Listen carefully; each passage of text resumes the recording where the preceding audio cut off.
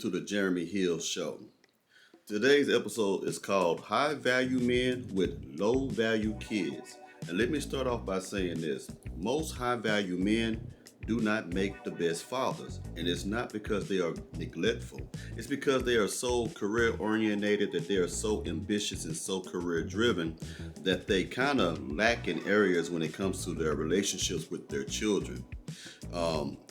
They focus on their net worth and they focus on their network, and they apply some of the same methods that they use in business to their rearing of children. For example, if they call someone and they can't get something done that's supposed to be a friend or ally, they can't pull the strings for them to assist them in any kind of way. What high value men tend to do, who are extremely successful, they throw money at the situation to make things happen. This is what you call a mover and a shaker, because they use their money as a form of power to make things happen. Now, other high value men, you have like Master P, Romeo Miller, you have Brian McKnight Jr., you have 50 Cent and his son Marquise Jackson, you have Lawrence Fishburne and her daughter Montana Fishburne. Now, Brian McKnight and his son Brian McKnight Jr. and other children that he has, these men are over 30 years old. And they are just basically entitled, spoiled brats. Brian McKnight had actually put these grown men out of his house, and then also out of love found them an apartment, paid for the apartment for 2 years straight, and told them during the 2 years time that they're going to stay there, that they have to find them a job or go to school or something, because it's time for them to grow up and be men. The new woman that came into Brian McKnight's life, which was his love interest that he married, I can't remember her name, she had gave them an opportunity. The sons of Brian McKnight, children that are not her own, she had gave them an opportunity to work a job where it's paying over $18 an hour with benefits, with the option of going to school, because they're going to pay for their schooling. And Brian McKnight's children said, we don't want to do that because we want to smoke weed, want to get high all day, and we don't want to get drug tested.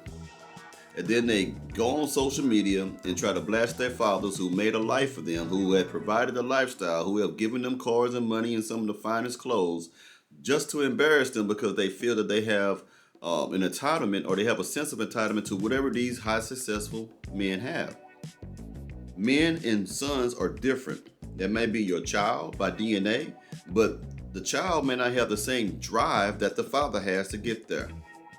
Another one, Kirk Franklin and Carrion Franklin, exposed his father on social media when he's cussing. He's trying to make, or he did try to make Kirk Franklin look like a hypocrite, because he was using profanity when they was arguing with him, calling him mother, F that, F you son, all this other stuff like that. And he did that to hurt him because he would not give him something. And this man also is over 30 years old. You see, when you have children and you got money, you have to teach them that this is not their money. They have to understand what it means to struggle, that they have to understand how to go out and get it themselves.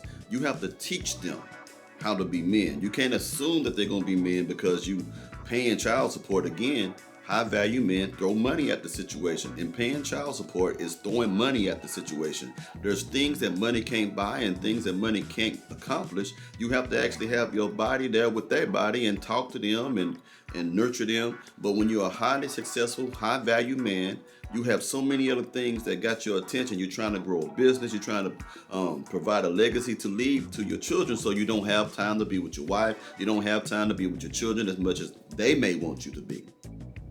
And from my understanding, I look at it like this. When you giving them from the point of view of the man paying the money, the child support, and buying cars and Maseratis for these children, in their minds, they think they're doing what they're supposed to do as providing. But the only one who really knows if they're receiving what they need is the recipient. The person who's receiving the child support and all that stuff like that, you have to talk to that person and see if they're actually getting what they need. Because on the other side, this guy may actually be thinking he's doing the right things and giving what you need. In actuality, it may not be. He may just want time to spend with his father.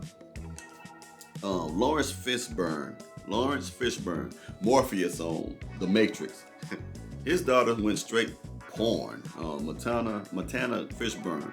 She's sucking on this and popping this and squirting all over the screen. Lets me know that ain't the first time she been like that. She was a whore before she even got into porno. And something drastically went wrong. And this is the problem with social media and these celebrities. She said Kim Kardashian motivated Montana Fishburne to do porn. Montana wanted to do that regardless if Kim did it or not. That's just an excuse. She wanted to get out there, and she had every opportunity to be someone successful. Her father, Oscar nominee, had every connection on the planet to put into show business if she wanted to be in that. She just wanted to be rebellious. You see, these children get too many freedom, too much liberty, too much freedom equates to rebellion. If you give your child everything they want and don't let them work for it, they're going to become entitled, they're going to become spoiled, and they're going to see you as a safety net, and they're going to get mad at you because you took away your titty, because you're not trying to give them what they want. When they get in trouble, they want you to help them out. When they're not in trouble, they still want you to help them out. This is something that you put on your child because you are not being a parent to them. And again, I'm not saying that it's intentional. I believe that a lot of these high value men are doing what they think are right, but I think they look at relationships and raising their children the same way that they look at running businesses. If I throw money at it, or if you throw money at not just giving them money, but buying them cars, something that'll appease them, something that's gonna make them happy. Instead of, if they wanted to learn how to fish, you pay somebody to teach them how to fish instead of spending that quality time with them. That quality time is more important than the money that's invested. What's his name? 50 Cent. His child, most of these children have mothers that's behind this that are hateful-hearted, mean-spirited, mad that their exes are successful and want them to give them all their money too, so they turn their children against them. Marquise Jackson still says that $6,700 a month is not enough money for a man to survive on. He's over 25 years old. 50 Cent has already paid all the child support he needed to pay, and now he's mad at 50 Cent because 50 Cent does not want to give him his money. He's a 25-year-old man. This is what I'm telling you. If you don't build strong relationships as men with your sons or daughters, they go this route. And if you have a lot of money, they're going to look at you thinking that you should give them everything that they want when they become adults because you've been giving them everything they wanted when they was children. You have to teach them the value of the dollar, and the problem with these celebrity fathers, they are not going that route. Now, some of them, like Master P, brought his son around him and tried to teach him how to run the business. But that's all on Romeo. Romeo crying all over social media, biting on his father, lying on his father, talking mean about his daddy. If it wasn't for Master P, you wouldn't even heard of Romeo. Little Romeo didn't make no money really as a rapper. Can you name one song that Little Romeo sung? I'll give you time. You don't know any song that this boy, he was a whack-ass rapper. He had no real career. The only reason why he was able to be known at all is because of Master P. Master P brought his family out of poverty. Master P is an ambitious man. He got rap snacks. He even put his son Romeo on a bag of rap snacks, and he don't need to be on there with his ungrateful ass. All he do is just talk, try to make the whole family look bad. This man came out of poverty. See, that's the thing. Master P went through the struggle. He went through the struggle. Romeo never had to really struggle. He don't know about the hood. He don't know about poverty. He don't know about getting shot at. He don't know nothing about that. All he knows is gimme, gimme, gimme. You owe me, you owe me, you owe me. That sense of entitlement. And I'm trying to think who else. Most of these children, back to Montana Fishburne, someone wasn't watching over her. For her to be so whorish, a lot of things had to happen before then. You know what I mean? She's gullible, she's silly, and it's all because that someone was in there teaching and guiding them the right way in life. So a lot of these children, these are not the parents' fault. A lot of these parents have really tried to be men to them.